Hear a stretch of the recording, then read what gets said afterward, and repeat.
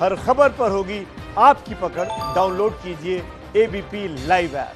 आप घर में बैठे हैं, देश भर में लॉकडाउन है। अभी ये सब 3 मई तक चलेगा। घर में बैठे बैठे हर किसी के मन में भविष्य को लेकर आशंका पैदा हो रही है और सबसे बड़ा डर ये है कि आर्थिक तौर पर क्या होगा। क्या नौकरी बचेगी? कहीं सैलरी तो कम नहीं हो जाएगी? सरकार आंकड़ा तो ये दे रही है कि लोगों में सेविंग्स भी जो होती थी, जो आदत थी, वो कम हो गई है। 2007 के मुकाबले 2019 में सेविंग्स का ये आंकड़ा 36% से घटकर 30% हो गया है, जो 14 साल का सबसे कम है। ऐसे में भविष्य को लेकर मन में डर होना लाजमी है। दुनिया में मंदी का ऐसा दौर शुरू होने वाला है जिसमें करीब 2.5 करोड़ लोग बेरोजगार हो जाएंगे, 50 करोड़ लोग गरीब हो जाएंगे। और जब दुनिया में ये सब होगा तो भारत पर भी इसका असर होगा। लेकिन राहत की खबर यह है कि भारत फिर भी दुनिया के तमाम देशों के मुकाबले बेहतर स्थिति में होगा। ये बात आज रिजर्व बैंक ऑफ इंडिया ने कही। आपके फायदे के लिए आरबीआई ने कुछ ऐलान भी किए हैं। निराशा के इस माहौल में थोड़ी सी उम्मीद जगाने वाली हमारी ये रिपोर्ट आपको देखनी चाहिए।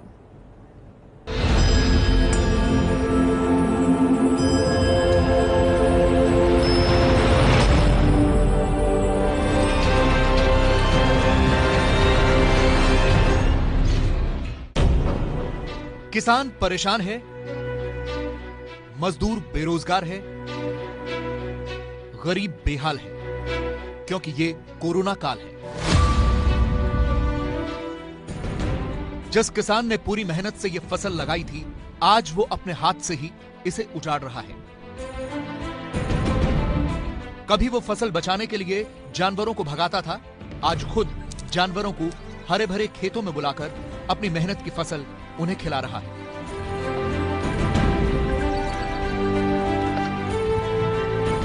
यह तस्वीर मध्य प्रदेश के होशंगाबाद की है। गाय भैंस आराम से एक किसान का खेत चर रहे हैं, तैयार फसल को खा रहे हैं और बेबस किसान ये सब होते इसलिए देख रहा है क्योंकि उसकी फसल खरीदने वाला कोई नहीं है। लॉकडाउन में ना ही उसकी सब्जियां बिक रही हैं, न उन्हें तोड़ने के लिए मजदूर मिल रहे हैं। खेतों में ही सब्जियां सड़ रही हैं। यह कहानी किसी एक किसान की नहीं, ज्यादातर किसानों के सामने सबसे बड़ा संकट यही है कि वो अपना पेट कैसे पालें।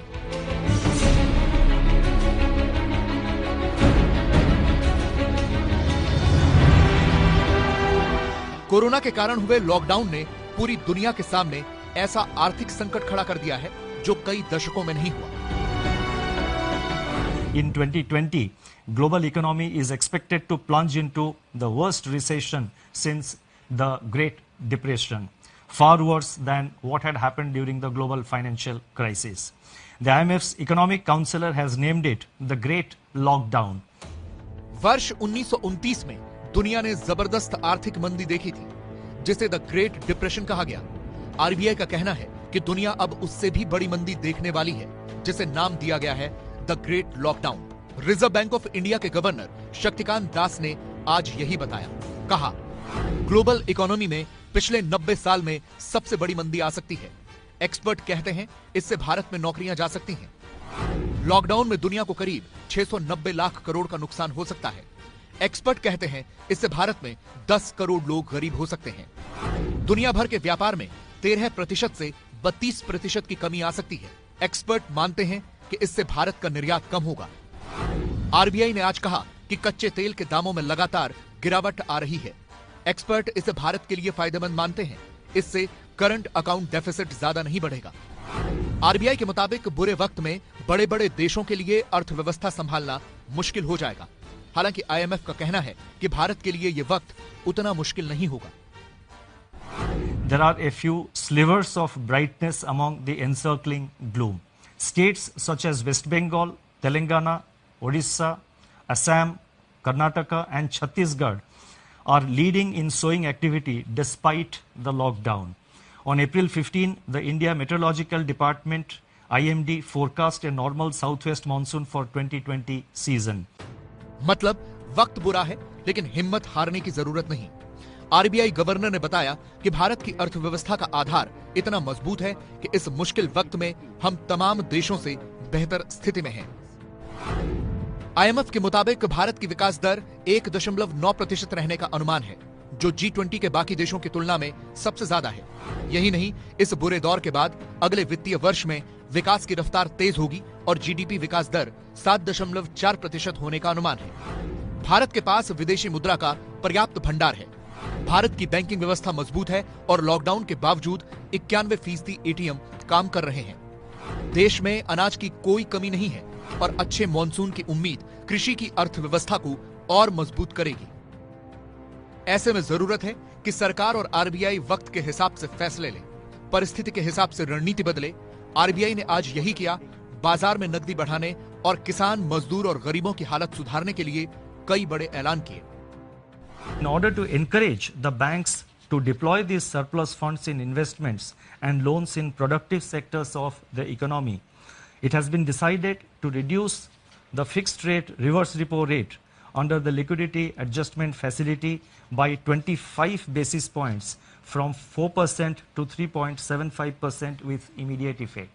रिवर्स रेपो रेट वो दर है जिस दर पर बैंक आरबीआई के पास जब पैसा रखते हैं तो उन्हें ब्याज मिलता है।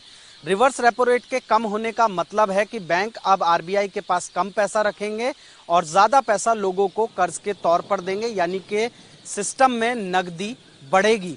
इसके अतिरिक्त आरबीआई ने आज 1 लाख करोड़ रुपए के पैकेज का भी ऐलान किया है। आरबीआई ने 1 लाख करोड़ के इस पैकेज को इस तरह बांटा है जिससे किसानों से लेकर छोटे छोटे उद्योगों और कंस्ट्रक्शन क्षेत्र में लगे मजदूरों को इसका फायदा मिल सके। जैसे 25,000 करोड़ रुपए नाबार्ड यानी national bank for agriculture and rural development को दिया गया है। नाबार्ड कृषि और ग्रामीण क्षेत्र में कर्ज उपलब्ध कराता है। इसका मतलब यह हुआ कि नाबार्ड को मिले 25,000 करोड़ रुपए से देश के 14 करोड़ किसानों को फायदा होगा। आरबीआई का दूसरा ऐलान सिडबी यानी स्मॉल इंडस्ट्रीज डेवलपमेंट बैंक के लिए 15,000 करोड़ रुपए का है। सिडबी सूक्ष्म, छोटे और मंझले उद्योगों के लिए काम करता है। एमएसएमई सेक्टर में लगभग 11 करोड़ लोग काम करते हैं जिन्हें इस पैकेज का फायदा मिलेगा। इसी तरह आरबीआई ने 10,000 करोड़ रुपए नेशनल हाउसिंग बैंक को देने की बात कही है।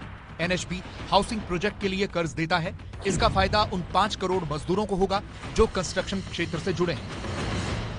कि बिल्कुल जो तीनों कदम आरबीआई ने उठाए हैं वो यही हैं कि मजदूर, किसान और लघु उद्योगपतियों को जो है वो प्रोत्साहन मिले, उनको आगे बढ़ने की क्षमता उनमें आए और उनके पास संसाधन ज्यादा हों। आरबीआई को ये कदम इसलिए उठाने पड़े क्योंकि लॉकडाउन की मार सबसे ज्यादा उन गरीब मजदूरों पर पड़ रही है जो दिहाड़ी पर अपना पेट पालते हैं, जैसे कंस्ट्रक्शन क्षेत्र और छोटे उद्योगों में काम करने वाले ये मजदूर। दिन भर काम करते हैं, शाम के खाना की खुराक चलती है, काम बंद हो गया तो अब बैठे हैं। लॉकडाउन के बाद से अभी तक काम बंद पड़ा हुआ, क्या आप लोग कोई हेल्प मिल पाया है? सर जी, जो जहाँ हम काम कर रहे थे ठेकेदार भी भाग गया। बिहार का ठेकेदार रहने वाला था, वो भाग गया, हमारा खर्चा पानी ही बंद हो गया। मुंबई से सटे भिवंडी में पावरलूम का काम होता है। बड़ी संख्या में दूसरे राज्यों के मजदूर यहाँ काम करते हैं, लेकिन लॉकडाउन के बाद से मशीनें बंद हैं और इनका काम भी। अब इन मजदूरों के पास पैसे खत्म हो चुके हैं, इसीलिए वो अपने गांव लौटना चाहते हैं, लेकिन लॉकडाउन में ये भी संभव नहीं। इसीलिए सवाल है कि क्या आरबीआई ने आज जिस राहत का ऐलान किया है वो इन मजदूरों और गरीबों तक पहुंच पाएगी? तो इसका जवाब है कि अभी तुरंत भले ही इन्हें कोई फायदा मिलता न दिखे, लेकिन कुछ वक्त बाद इन्हें इसका फायदा जरूर मिलेगा। जैसे लॉकडाउन के बाद किसान को कर्ज आसानी से मिल सकेगा, छोटे और मंझले उद्योगों को कर्ज मिलेगा तो वहां काम बढ़ेगा, मजदूरों को फिर नौकरी मिलेगी, ठप पड़ चुके कंस्ट्रक्शन क्षेत्र में पैसा आएगा तो वहां भी मजदूरों की मांग बढ़ेगी।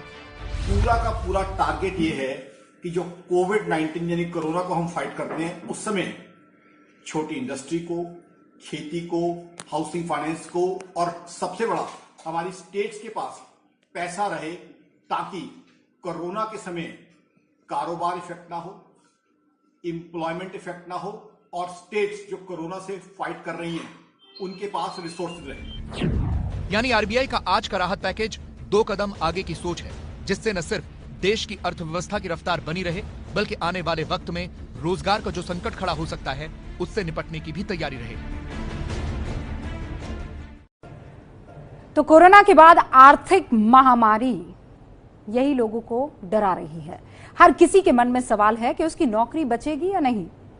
सैलरी इंक्रीमेंट के वक्त कहीं सैलरी कम तो नहीं हो जाएगी। जो कारोबार करते हैं उन्हें डर है कि कोरोना का सदमा उनका बिजनेस झेल पाएगा कि नहीं।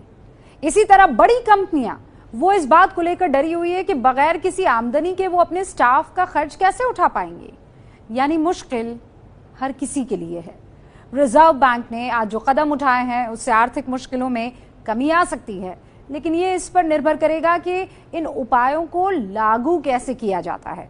यानी आरबीआई ने अपना काम कर दिया है, अब बारी सरकार की है। मास्टर स्ट्रोक, लॉकडाउन से बचेगी जान, अब अर्थनीति का इम्तिहान।